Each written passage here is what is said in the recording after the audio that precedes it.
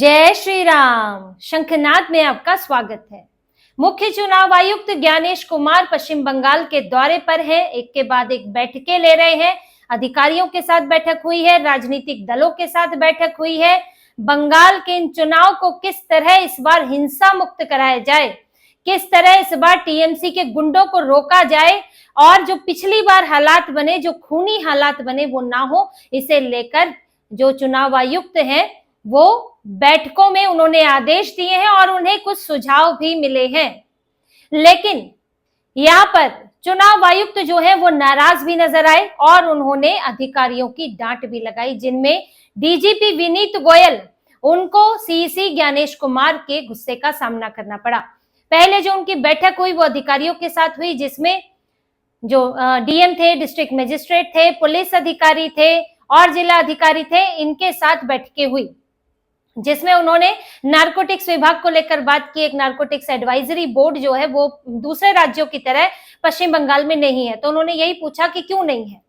अब जिस पर डीजीपी विनीत गोयल हैं वो भी कुछ बात रख रहे थे और अपने डिपार्टमेंट के बारे में चीजें बता रहे थे, जिस पर उन्होंने उन्हें टोका और उन्हें बैठने के लिए कहा कि इस तरह की लापरवाही अगर रही तो फिर बख्शा नहीं जाएगा, किसी को भी नहीं बख्शा जाएगा। कोई अधिकारी है, चाहे ऊपरी स्तर का अधिकारी हो, निचले स्तर का अधिकारी हो, किसी को भी इस तरह की लापरवाही के लिए चुनाव आयोग जो है वो छोड़ने वाला नहीं है।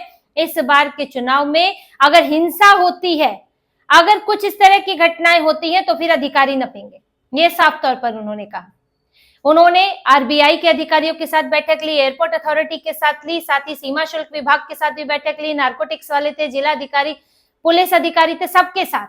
या ईडी के साथ बैठक हुई है, सीबीआई के अधिकारी भी मौजूद थे, क्योंकि सिर्फ एक चीज पर नजर नहीं रखनी होती है चुनाव आयोग को। आप चुनाव आयोग के काम को समझिए। जो चुनाव के दौरान चुनाव आयोग का काम जो है किसी सरकार से कम नहीं हो जाता है। जैसे सरकार सभी जांच एजेंसियों को देखती है, नजर रखती है, तो चुनाव आयोग अपने आप में ही एक पूरी प्रशासनिक व्यवस्था बन जाता है और चुनाव आयोग को इन सब के साथ डील करना है। सिर्फ बैलेट बॉक्स पहुंचाने और लाने नहीं है, ऐसा नहीं है कि सिर्फ वहां उंगली पे निशान लगवाना है, वोट डलवाना है, ऐसा नहीं है। चुनाव आयोग का काम यह भी हो जाता है कि किसी तरह के गलत चीजों का इस्तेमाल ना हो, जैसे कि पैसे का इस्तेमाल ना हो। अब पैसे का इस्तेमाल रोकने के लिए आपको ये भी देखना पड़ता है कि जिन चीजों से पैसों की आते कहां से है पैसे, ड्रग्स से, शराब के कारोबार से, मनी लॉन्ड्रिंग से, तो उन चीजों पर भी रोक लगे, नजर रखी जाए कि कोई गाड़ी पैसा भरकर आ रही है दूसरे राज्य से, तो वहां पर उसकी जांच के लिए इस तरह की गाड़ियों पर नजर रखने के लिए पुलिस भी काम करेगी, सीबीआई भी काम करेगी, ईडी भी काम करेगी। तो ये सब देखना होता है।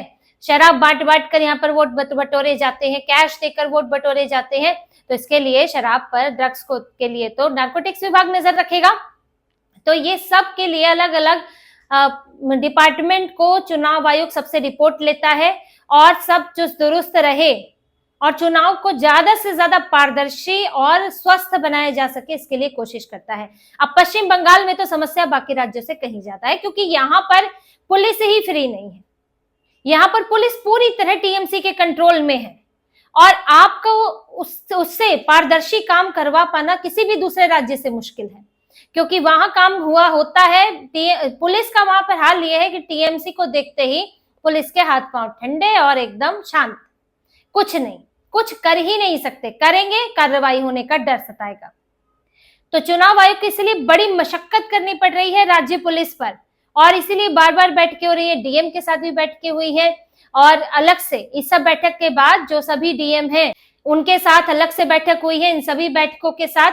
और चुनाव आयोग बहुत सख्त दिखा है, रिपोर्ट ली है, आदेश दिए हैं, साथ ही ये भी कहा है कि जो सेंट्रल फोर्सेस यहाँ पर तैनात हो रही हैं उनको पूरी तरह से फैसिलिटेट किया जाए, उनके सामने कोई मुश्किल नहीं आनी चाहिए, उनके काम में कोई रोड़ा नहीं अटकना चाहिए। तो ये सब तो बैठकों के दौरान हुआ। दूसरा, सभी राजनीतिक पार्टियों के साथ बैठक थी, उनके प्रतिनिधि पहुंचे थे, क्योंकि जल्द ही चुनाव की घोषणा होने वाली है, मार्च में ही हो जाएगी और उससे पहले राजनीतिक दलों के साथ बैठकें करनी होती है, उनके सुझाव लेने होते हैं और चुनाव आयोग उनके सुझावों से उसमें से कुछ अंश ले सकता है, कुछ अंश नहीं भी ले सकता है। तो इसमें टीएमसी को छोड़कर सभी राजनीतिक दलों ने कहा कि 2 से 3 चरणों में ही चुनाव हो जाने चाहिए। एक चरण में हो तो बहुत ही अच्छा है, लेकिन बंगाल बड़ा इलाका है, तो 2 से 3 चरणों में अगर चुनाव होते हैं तो बहुत अच्छा रहेगा। लेकिन सिर्फ टीएमसी इससे अलग थी। टीएमसी का कहना था कि नहीं नहीं, 2 से 3 चरणों में नहीं, कई चरणों में चुनाव होने चाहिए, ज्यादा से ज्यादा। इनका तो मतलब ये इसके पक्ष में नहीं थे कि 2 से 3 चरणों में, उनका कहना था कि ज्यादा चरणों में चुनाव होने चाहिए। और क्योंकि उसमें जो है इनकी प्रशासन जो है उतना नहीं होता है, या सुरक्षा बल उतने नहीं होते हैं, तो अलग अलग चरणों में होंगे तो व्यवस्था बनानी आसान होगी। लेकिन जो दूसरे दल थे उनका कहना था कि अगर कम चरणों में होगा तो व्यवस्था ज्यादा बेहतर होगी, हिंसा की आशंका कम होगी, क्योंकि यहाँ पर जब ज्यादा चरणों में चुनाव होता है तो हिंसा बढ़ जाती है, तो मैनिपुलेट करना आसान होता है, फोकस करना आसान होता है। अच्छा पहले ये चरण है, इन पे फोकस कर लो, यहाँ पर वोटों की हेरफेर, यहाँ पर हिंसा, यहाँ पे अपने लोग लगा दिए। ऐसा नहीं कि हर पार्टी के पास हर इलाके में बहुत ज्यादा लोग होते हैं, भले ही वो सत्ताधारी पार्टी हो। अगर आपको कहीं हिंसा करानी है, अगर कहीं पे जो है अफरा तफरी मचानी है, गलत काम करने, तो आपको अपने लोग एक से दूसरी जगह शिफ्ट करने पड़ते हैं। और पहले तो फर्जी वोट भी डलते थे, जिसमें जो लोग शिफ्ट कर गए हैं, जो लोग मिल नहीं रहे हैं, मृतक हैं, उनकी जगह वोट ट्रांसफर होते थे, यानी कि दूसरी जगह से लोग वहां भेज दिए जा रहे हैं। कब कोई बुर्का डाल के कर रहा है, कोई भेस बदल के कर रहा है, कोई साठगांठ से कर रहा है, वोट डलवाए जा रहे हैं। अब इसमें क्या होता है कि अच्छा एक जगह वोट डल गए, फिर उन्हें दूसरी जगह भेज दिया, क्योंकि अगला चरण तो बाद में है, तो ये पूरा कैलकुलेशन होता था। लेकिन अगर 2 से 3 चरण में होगा तो आप उन्हीं लोगों को कहां कहां भेजोगे एक ही दिन में। इसी तरह से कार्यकर्ताओं की बात होती है कि कार्यकर्ताओं को भी आप एक से दूसरी जगह भेजते हो। तो इसीलिए बीजेपी का और वहां पे कांग्रेस है, कम्युनिस्ट पार्टियां हैं, इन सब का कहना है कि चुनाव जो है कम से कम चरणों में होने चाहिए। इसके अलावा एक सुझाव और दिया गया है कि जो बूथ होंगे उन बूथों पर राज्य के पुलिस कर्मचारियों की संख्या कम हो, बूथों की निगरानी ज्यादातर केंद्रीय सुरक्षा बल करे, और केंद्रीय सुरक्षा बल जो तैनात हो रहे हैं उनके पास अपनी हैंडबुक हो, मैप हो, और वो वहां के लोगों से ज्यादा मेहमान नवाजी ना कराएं, उनसे थोड़ा दूरी बना के रखें। ये सब निर्देश दिए जाए कि दूरी बनाकर रखें, और इन वहां की पार्टियों के नेता हैं इन सबकी सुने नहीं, उनके इन्फ्लुएंस में ना आए, और वो निगरानी करें बूथों की, ना कि राज्य पुलिस करे। साथ ही पार्टियों ने, जिनमें अधिकतर विपक्षी पार्टियां ही हैं, उन्होंने संवेदनशील इलाकों की पहचान के तौर पर भी बताया कि ऐसे इलाकों को संवेदनशील आप मान सकते हैं जहां पर पिछले 3 चुनाव में लगातार हिंसा हुई हो, मतदान के समय या मतदान के बाद भी। यहाँ तो मतदान के बाद भी मार देते हैं, जिसने मानी आपकी बात मानी, नहीं तो मार दिया, या लगा कि फलाना जीत सकता है तो वहां उम्मीदवार ही खत्म, तो क्या कॉम्पिटिटर ही गया। बंगाल में तो बहुत हिंसा होती है, बम बारूद का चुनाव होता है वहां तो बम बारूद ऐसे ही बिकता है। पिछले चुनाव में तो आपने देखा ही होगा, मारकाट तो जीतने के बाद होती है, वहां पर टीएमसी जीती थी तो उसके बाद फिर सफाया हुआ था कई लोगों का। तो ये कहा गया है कि वो बूथ जो है जहां पर मतदान के समय या मतदान के बाद लगातार 3 बार हिंसा हो रही है, उन्हें आप संवेदनशील मान सकते हैं, या वो बूथ जहां पर 85% से ज्यादा वोटिंग हुई है। वैसे तो जो लोकतांत्रिक व्यवस्था है वहां ज्यादा से ज्यादा वोटिंग अच्छी मानी जाती है, लेकिन एक पैटर्न होता है जो कहता है कि बूथों पर, और खासकर आपने भी देखा होगा कि ओवरऑल वोटिंग 60-70% के बीच में ही होती है, और किसी भी बूथ पर 85% वोटिंग बहुत ही अजीब असाधारण है, क्योंकि 85% 100 में से, अगर किसी इलाके में 100 लोग हैं, 85 लोग वहां के वोट देने आ गए, सिर्फ 15 लोगों ने वोट नहीं दिया, ऐसा बड़ा मुश्किल होता है। क्योंकि इसमें अब जैसे कि अभी तो पलायन वाले नाम हट गए हैं, अभी तो वोटर लिस्ट कुछ साफ सुथरी हुई है, तो अभी वोटिंग प्रतिशत बढ़ सकता है, जैसे कि बिहार में बढ़ा है। लेकिन अगर हम पुरानी वोटर लिस्ट को माने, जैसे कि इसमें 58 लाख लोग वो थे जो अज्ञात हैं, जो मृतक हैं, जो पलायन कर गए, वो तो पिछली बार वोट नहीं दे रहे होंगे 58 लाख लोग, कई बूथों पर ऐसे लोग होंगे, तो 85% वोट होना तो बड़ा ही मुश्किल काम है, यानी कि वहां गड़बड़ हुई है, वहां जो लोग मौजूद नहीं है उनकी जगह भी वोट डलवाया गया है, तो कुछ ना कुछ फर्जीवाड़ा हुआ है, इसके संकेत मिलता है, ये एक पैटर्न बताता है। तो इसलिए उन इलाकों को भी संवेदनशील माना जाए जहां 85% से ज्यादा वोटिंग हुई है, या 85% वोटिंग हुई है, वहां पर गड़बड़ी के आसार ज्यादा है। तो ये सारा फीडबैक दिया गया है राजनीतिक दलों की तरफ से चुनाव आयोग को, और चुनाव आयोग इस पर विचार कर रहा है। इस बार पिछली बार की तरह 8 चरणों में तो नहीं होगी, क्योंकि पिछली बार तो कोविड भी था, इसलिए 8 चरण करने पड़े, लेकिन इस बार 6 चरणों में भी बड़ा मुश्किल लग रहा है, उससे कम चरणों में हो सकती है, लेकिन 8 में तो बिल्कुल नहीं होगी। चुनाव आयोग कम से कम पर विचार कर रहा है कि जितने कम समय में यहाँ पर वोटिंग हो जाए, उससे ज्यादा उसमें जो है हिंसा की आशंका कम होगी, और पूरी कोशिश ये है कि हिंसा ना हो, दबाव ना हो। यहाँ तो वोटर्स पर भी दबाव होता है कि आप फलाना पार्टी को डालेंगे ही डालेंगे, फलाना बूथ पे कम आया तो वहां पे हो जाएगी हिंसा।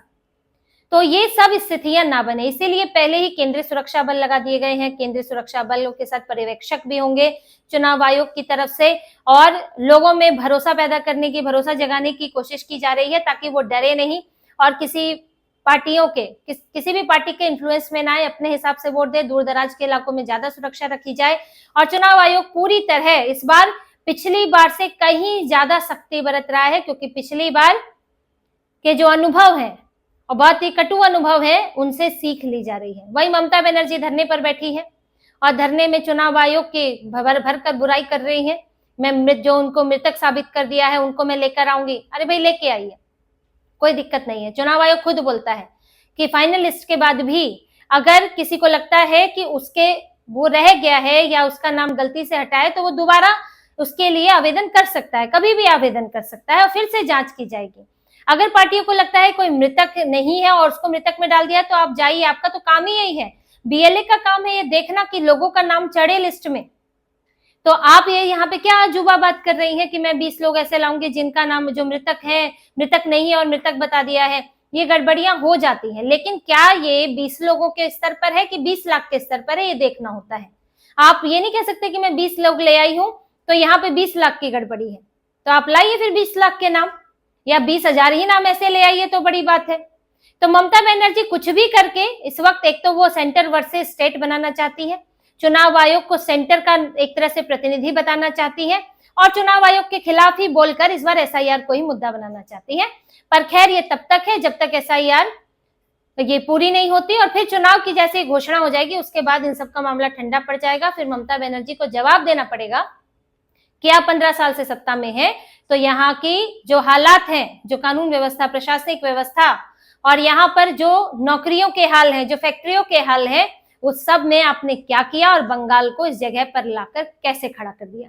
तो इसी तरह की और खबरें और विश्लेषण आपके लिए लाते रहेंगे। हमसे जुड़े रहिए, सब्सक्राइब कीजिए, कमेंट कीजिए। बहुत बहुत धन्यवाद। जय श्री राम।